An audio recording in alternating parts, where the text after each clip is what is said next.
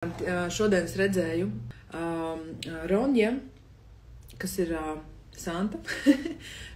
Viņa ir šuja, viņai tāds mini kolekcijas apģērbu, un viņa šodien prasīja, ko tu domā par rīta tērpu, vai kur ir tāds foršs audums, viņu varētu uzšūt, ko tu domā par, nevis es, bet tā kā aptaujā, ja, vai šāda tipa, vai viņa saliek mutbārdu, vai šāda tipa vajadzētu taisīt. Un prasa, kur tu tādu viltu? Es saku, nekur, tāpēc, ka tas nav mans stils, bet es drīzāk neesmu arī mērķa autorija. Un tad, ja es saku, es nekad tādu nevilktu, ar mani nestrādā. Tad strādā ar to, kurš saka, jā, šis man interesē, šo es vilktu, šis ir manā stilā, šis ir manā gaumē, un ar tādiem cilvēkiem mēs arī runājam tālāk un testējam, vai šis produkts labi tur izskatīsies, aizies, cik viņam jāmaksā, labi, maksā ir vēl atsevišķi, nav tā, ka cik viņam jāmaksā, cik tu gribi, lai es maksā.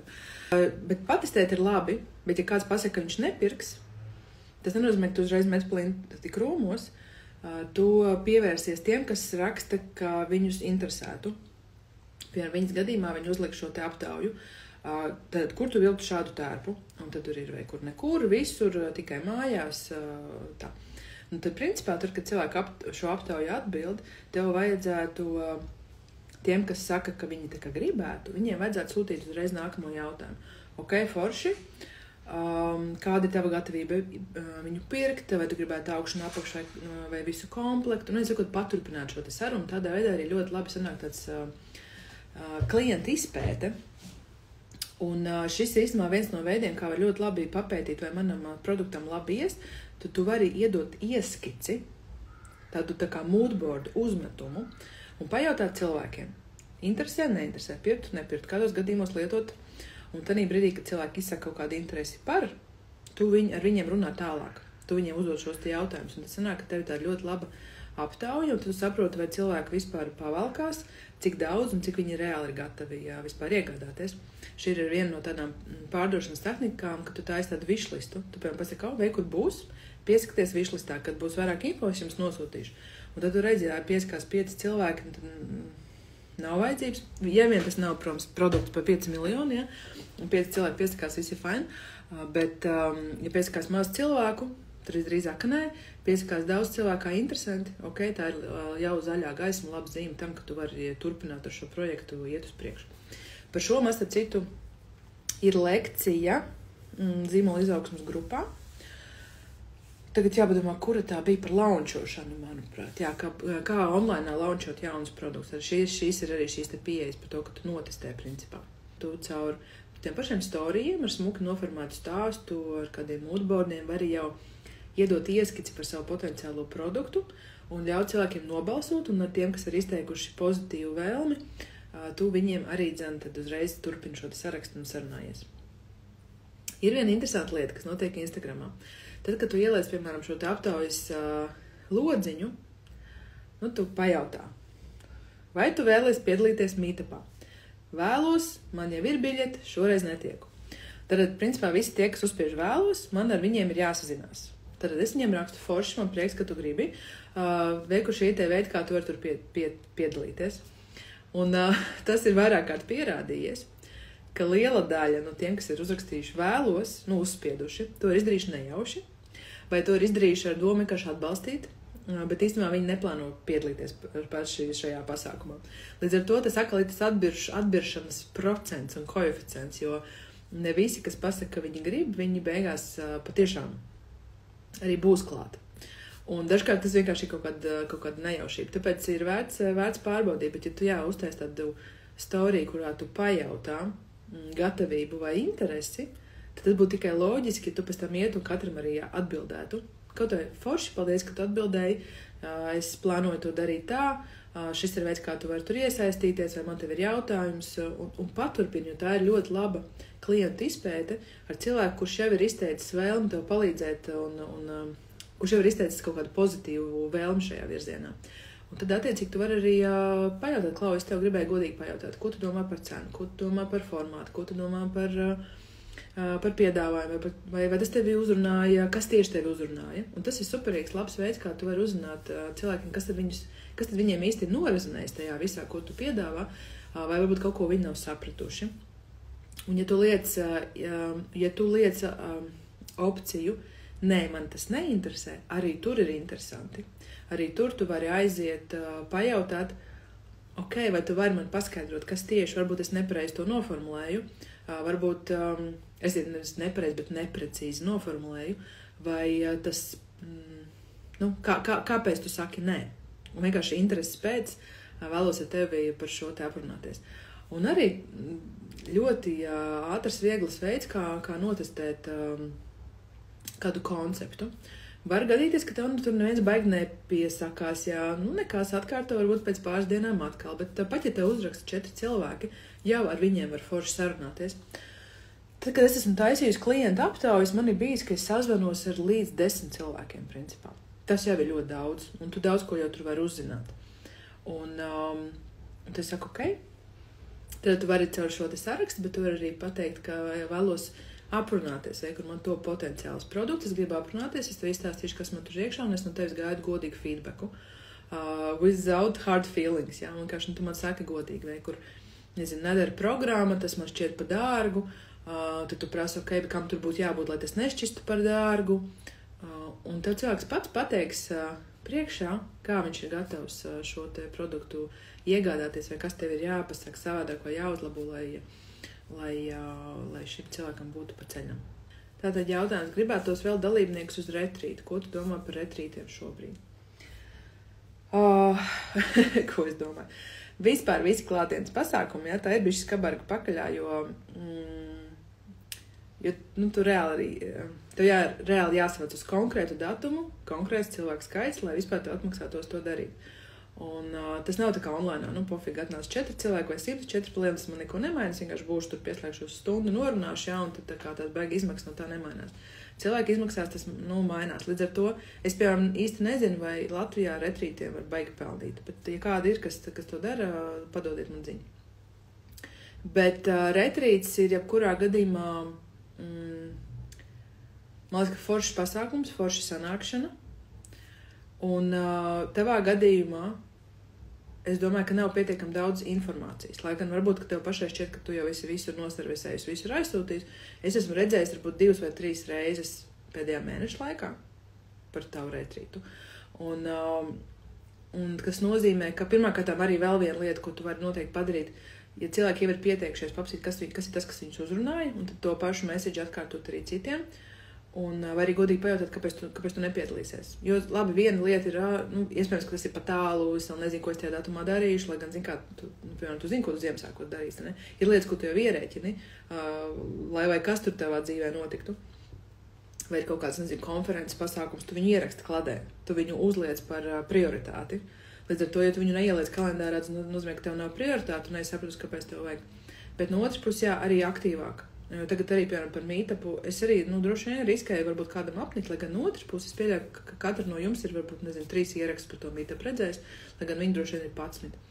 Bet biežāk dažādos veidos, tie, kas jau ir pieteikšies, palūgt viņiem pašērot pie sevis, vēlreiz vēstuli aizsūtīt, tu jau zini, kā satura veidot. Bet bieži vien ir pa īsu. Stipri pa īsu.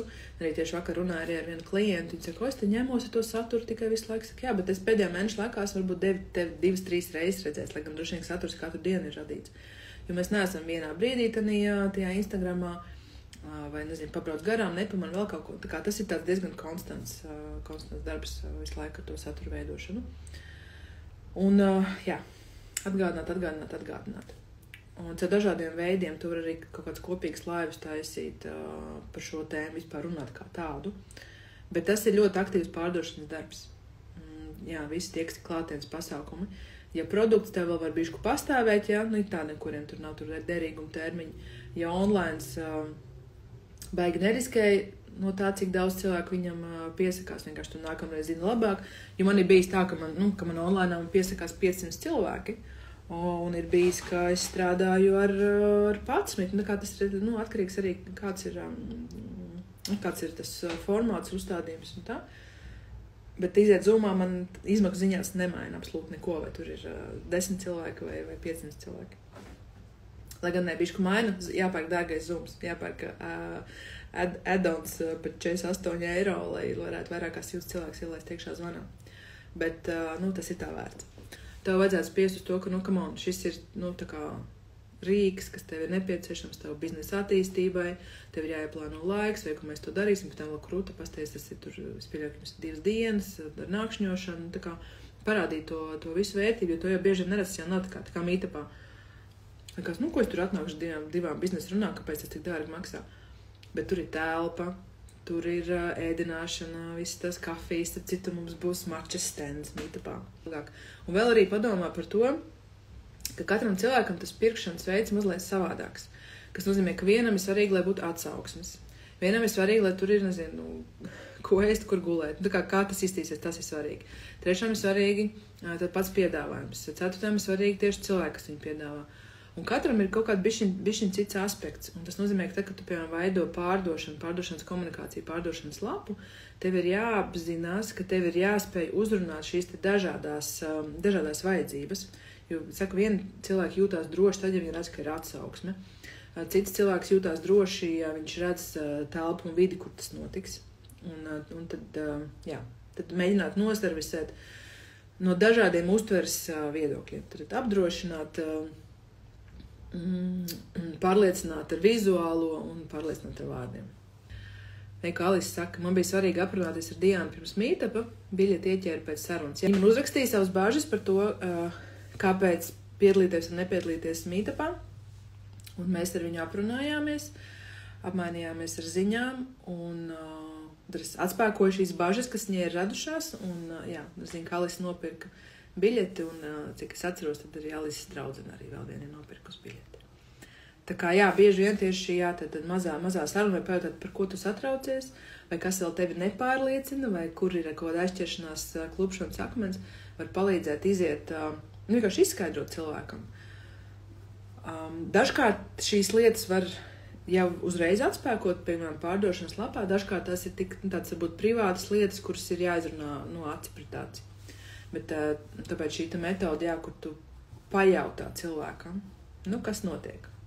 Un tad uzsāc sarunu parunājies, varētu būt ļoti laba tieši tāpēc, lai uzķertu to momentu, kas tieši tevi satrauc. Bet arī godīgi tad ir jāpasaka, ja šis tevi satrauc, Klau, šī varbūt nebūs īstā vieta priekš tevis, ja šī lieta tevi satrauc, es tev to nevaru garantēt. Es arī godīgi nevis par katru cenu mēģināt pārdot, lai vai kas, bet arī apzināties, ka, tev šobrīd tas nav vajadzīgs, vai tieši šis konkrētais produkts tev nav vajadzīgs. Man ir bijis, ka man raksta, kuru man produktu izvēlēties. Man ir veiku tagad tā un tā, un ko man ņemt, es saku, neņem neko. Tev šobrīd ir cits prioritātes lietas fokus uz kaut ko citu, un pēc tam jau, ka tu būs nostabilizējusies, tad tu vari ņemt arī kādu kursu un iet padziļinātāju, bet šobrīd nav vajadzības, tas ir par agru. Man liekas, ka tas arī ir svarīgi saprast, ka nav obligāti katra nauda jāpaņem par katru cenu, jo beigās var radīties tāda arī, rasties tāda frustrācija. Ja cilvēks, ja tu viņam pārdod tikai vienkārši pārdošanas pēc, bet beigās viņš man nav īsti gribējis tieši to, tad, var rasties bišķiņ tāda berze. Tāpēc labāk vienkārši godīgi izrunāties un saprast, ir pa ceļam vai nav pa ceļam. Vai šobrīd ir grūtāk pārdot kursus, kā tu domā? Es gribu teikt nē, jo tā kā tas arī ietver apzināšanos, ka ir jānoformē piedāvājums tā, lai cilvēkam liekas, šo es vēlos. Tad pietiekami bieži par to ir jāizstāst, tad ja vajag jāpieslēdz reklāmas, ja vajag jāpieslēdz sadarbības ar citiem cilvēkiem, kas par tevi arī labi pastāst, ja vajag, tad tu saliec atsauksmes, vēl kaut ko. Bet, ja tā ir aktualitāte, es domāju, ka nē, ka nav grūtāk pārdot kursus. Man liekas, pareizi noformulējot un saspiežot uz tiem punktiem, kas cilvēkam šobrīd ir aktuāli, pārdot var vienmēr. Un arī par dažādām cenām, jo, ja mēs tā paskatāmies, mums varētu likties, viss kļūst dārgāks, cilvēkiem mazāk naudas. Nē, naudas ir dafigā. Tā kā, ja mēs tā paskatāmies, šo arī vedu bērnu skolu, Dievs, cik daudz mašīnu. Ja domājies uz tās ielas, ir vienkārši tūkstošiem mašīnu. Viņiem visiem tie cilvēkiem ir bijusi kaut kāda nauda pie tās mašīnas tikt. Un arī kā cilvēki iepērkās, tur tirdzniecības centri nekad nav tukši. Un ir lietas, kur vienmēr ir pilns ar cilvēkiem, un tad ir kaut kāds vietas, kur ir tukši. Un tad es atkal, man liekas, ka ir kāds bišķiņ cits jautājums par kaut kādu jau enerģiju un mūdu tajā vietā. Bet, ja cilvēkam tas, ko tu piedāvā, tanī brīdī saklikšķi un viņam to vajag, tad tā būs vērtība, un viņš viņu nopirks. Tas, ko es arī skatītos, ko lieli gudri cilvēki dara, viņi taisa testingus, viņi palaiž, piemēram, vienu to pašu programmu, bet ar dažādiem uzsvariem vai bišķi citu izkārtojumu, vizuālo vai citu nosaukumu, skatās, ko cilvēks vairāk norēģē. Ja tas ir retrīts satura veidošanai, varbūt, ka var pateikt, ka tas ir intensīvs trendiņš tava biznesa rādītāju uzlabošanai caur saturu. Kas cilvēks vairāk paķers, kas tanī brīdī viņus norisinās, vai viņi vairāk gribēs tādā čiliņā, un vairāk to skaisto pusi, un viņi vairāk gribēs to funkcionālo un tādu rezultatīvo pusi. Un var pamēģināt. Tas caur tiem pašiem e-pastiem, tur pat ir kur cits veids, kā uz šo paskatīties. Un tad redzēt, vai šis strādā. Un, piemēram, man šis satura izaicinājums, šobrīd viņu var nopirkt atjaunotajā versijā, jo ir klāt jauni 14 idejas, tikai tie cilvēki viņu iepriekš bija nopirkuši. Tad pārējie vēl par to neko nezinu. Bet drīz es viņu palaidīšu arī publiski. Un tad es teicu mētnēm, ka mums jāpaskatās, kas labāk strādās, vai satura izaicinājums labāk aiziet, vai satura veidošanas rokas grāmata. Jo principā tas satura izaicinājums ir kā rokas grāmata, jo tur ir info precīzi, kā recepte, kas tev ir jāizdara, kādā secībā, lai tev sanāks, piemēram, vienkāršais rīls. Vai precīzi pateikt, vai kur šodien tāda tev ideja, tev ir jāizdara tas, vai kur tev vajadzētu paņemt 5 minūtes. Un palaist vienu un otru reklāmu, pastīties, kurām labāk iet. Vai arī vēl man būs vēl tāda lekciju cikla, ko es tirgošu, un arī esmu jau bišķiņ uzmetusi reklāmu bildītes, arī ar dažādiem uzsvariem. Viena ir viņa vairāk elegantāk, minimālāk, otra kal ir vairāk tāda, varbūt ar tādiem draudzīgākiem fontiem, tā kā nosacīti, ka tu ieliec tāds citus elements. Un atkal, lai paskatītos, uz ko cilvēku vairāk reaģēs, kas vairāk nesīs pirkums. Tas joprojām ir man zīmola ietvaros. Nav tā, ka tu tā kā, šo es negaidīju, ka tur būs Diana. Ka to joprojām var nolasīt, bet bišķi cita pieeja, lai saprastu vienkārši, kā cilvēku šo reaģē, kā viņi šo labprātāk pērk, jo skaidrs, ka viņi grib pirkt. Vai kur es redzu, vai kur Evita, ja viņi, piemēram, tā tirgo vānu, es skaidrs, ka to vānu vajag. Bet ar kādu to leņķi tam cilvēkam pieiet un pateikt, vai, piemēram, tie paši podi, kā viņiem tur tas ūdens iet lejā. Kā viņam šo visu izstāstīt, lai šim, toč šis spēks svarīgi, man vajag izmantot to podu, kuram ir šitā, nevis šitā. Jo man bija tā, vienreiz es izsludināju lekciju, man nepieteicās neviens cilvēks uz viņu. Tā kā neviens. Un vienlaicīgi zinu, ka man ir lekcijas, uz kurām ir pieteikušies pārpa 600 cilvēku un ieradušies ir 500. Kas nozīmē, ka tur ārā ir interese, tikai jautājums ir, kā es to lekcijas nosaukus. Vai tas nosaukums ir vai tāds, kas nevienu neinteresē, vai tas nosaukums ir tāds, kas ieintriģē. Piemēram, vislabāk man gāja pagājušajā gadā ar lekciju, kas saucās 13 uzņēmēju slazdi. 13 kļūdas, ko cilvēki parasti pieļauj vai uzņēmējdarbības sākumā, vai kaut kādos tur posmos. Un viņai super labi gāja. Tur bija tiešām, es viņu 2 reizes vadīju. Vienreiz bija, man liekas, marts, aprīlis, un pēc tam bija maijs, un viņa abas reizes tur bija vienkārši vairāk 100 cilvēku uz šo lekciju. Tas ir atkal par to, kā mēs nosaucam lietas. Un ja ar šo neiet tā kā, restīvi ar esošo versiju neiet tik labi, kā tu gribētu, pamēģini izdomāt vēl kaut kādu paralēlo versiju, kas ir bišķi no citas, kā tu punktu skatās. Un to var ļoti labi, ChatGPT pajautāt, pasaukt kādu uz meistarklasi, mastermindu, parunāt ar, zīmolvedī, marketingu cilvēku vai kādu, kurš vispār nav saistīts ar šo, un vienkārši pamētāt idejas, kā tad es varētu vēl par šo pastāstīt, lai cilvēkiem būtu interesanti. Labi. Paldies!